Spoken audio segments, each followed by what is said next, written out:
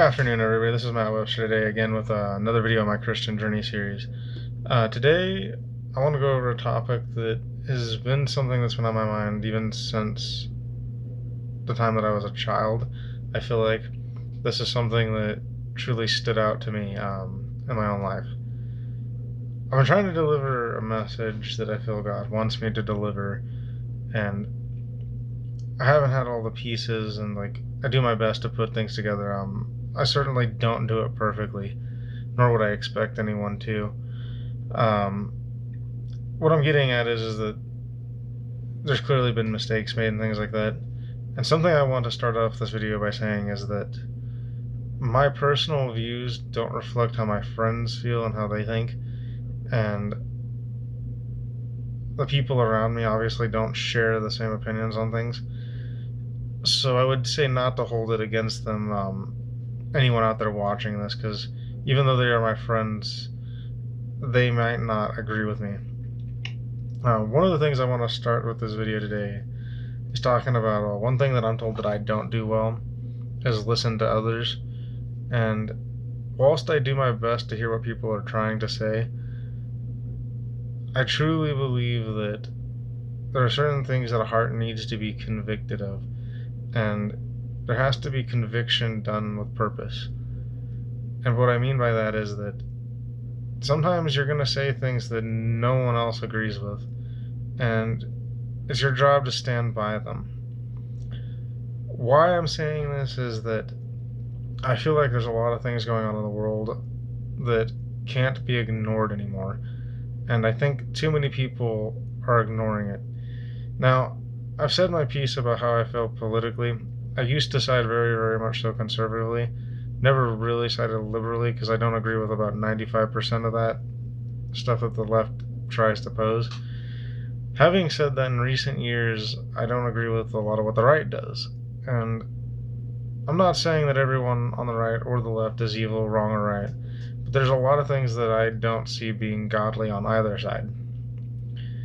One thing that I want to talk about is the idea of that with great wealth, a lot of people go seeking wealth, and whilst it's okay to want and desire things to help enrich your life and enrich the lives of those around you, there does come a certain point where you have to pose questions about whether or not you're wanting those things because you need them, or is it just you trying to fill a gap that you're not really reaching, a gap that you need God to come in and fill. So I'll pose a question that I've had a conversation with some of my coworkers about. I look at a lot of the wealthy people in this country, and I do not side left or right on this subject, just to be clear, because I think both of them are guilty of this. I truly believe this question comes with a sense of purpose to it.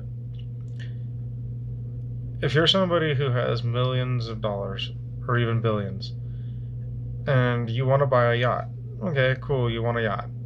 You have the money, why not? I don't have issue with that. The guy that, spends a little bit of his money on this thing and that thing.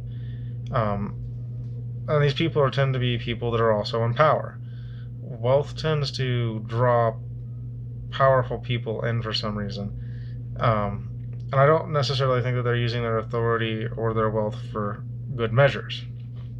Having said that, the question is, if you have a yacht and you decide to buy 4 more, do you really need 5 yachts? And the reason why I pose this question, and this is not like a communist thing, just to be clear on that, I do think that people do earn what they get. However, I don't think the people at the bottom are really earning much at this point, and they're not really being paid compensated-wise with the work that they do and the effort that they put in. And I think that comes with the power and the wealth that's up top. So the question being, again, do you need 5 yachts? And I'll give you the answer. The answer is no. You in fact don't even need 1 yacht. You want the yacht. And it is okay to want things, like I said. However, you don't need 5 yachts. And there are people literally, because of the way things are going in this country and other countries around the world, that are having trouble putting food on the table at this point. They're just getting by. And I'm going to be honest, I think the welfare system is a system of evil. I don't think being completely dependent on anyone other than God is correct. And by that I mean that, yes, it is fine to be dependent on God. Being dependent on a system that is broken, that does not serve God, which is why I say this, I do not believe the politicians on either side really truly serve God. And I don't think that any of them are doing anything that is godly, because those up top serve the people themselves, not through other people, themselves. Leadership requires you to service the people below you. And I can prove this. Jesus himself in the Bible served the people around him. He did it by going to the cross for us. So if you're telling me that you don't believe that you owe the people and you don't have to serve the people and someone in leadership, you are wrong. You are dead wrong, and I stand by that. I will fight you tooth and nail, because it is correct to say that as someone in charge, I serve the people below me. And the wealth that I get from that is knowing that I'm doing God's work and what God has intended. To serve your people is to be a leader. And I don't care much what other people think of this viewpoint, which is why I don't tend to listen to the opinions of others, and I don't take others' advice. The thing with it comes along with the fact that I get told that, hey, this person's evil, this person's evil, this person's doing this thing. I don't think it's wrong to look for the good in people. And I also don't think it's wrong to point out the evil within people. And I think people have got it all mixed up and they're fighting the battles on the wrong fronts. I think we need to stop fighting each other on the lower end, and we need to come together and correct what's going on the upper end. I truly believe that the leadership in this country is no longer a leadership that serves the people. And leadership that does not serve the people is not leadership. And I stand by that. Now, something that had happened today, I was sitting there thinking a lot about the message that God wanted me to give. And I've been trying to give this message over time and trying to understand what God's purpose was. And I asked God in a prayer if I was doing the right thing, if the message that he was wanting was the message that needed to be what people heard.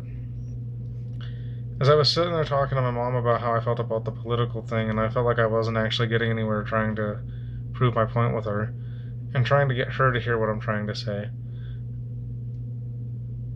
I was sitting there and I heard God say Jeremiah 37:2. Now, I've read the Bible once and I've read a few of the passages multiple times. I haven't read it all completely, so I went in this completely blind, not knowing what was being said. But I think this is the answer from God. And this is something I truly believe. I truly believe this is what God wants people to hear. So I'll read it for you. Jeremiah 37, verse 2.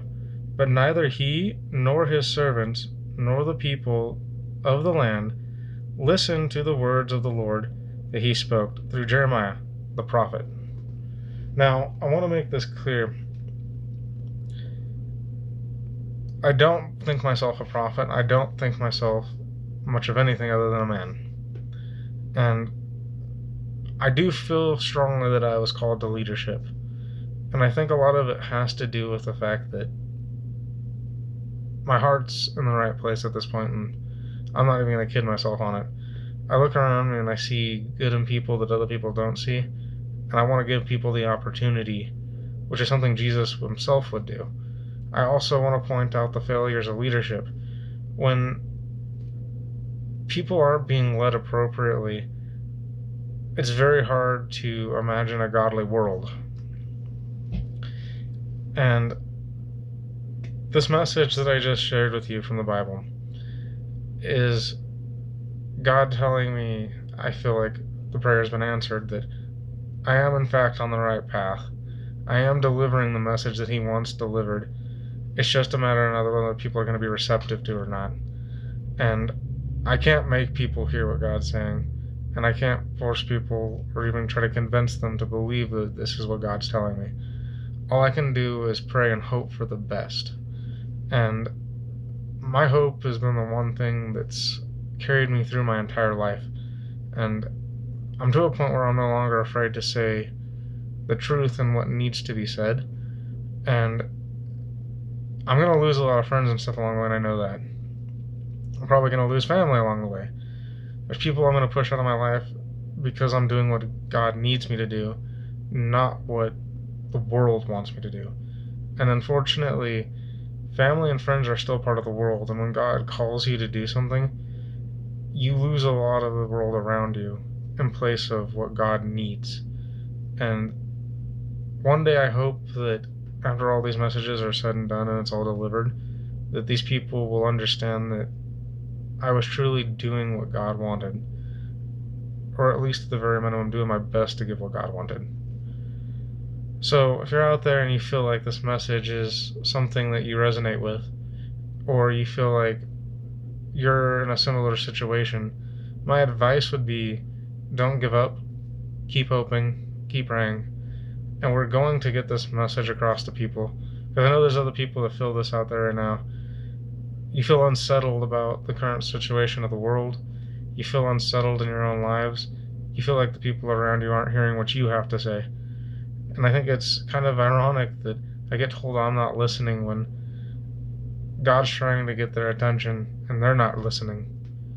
And that's always the hardest part, is when you feel like you're not being listened to and people are throwing it back that you're the one not listening. Anyways, I hope this message finds you all well, and I look forward to seeing you all next time.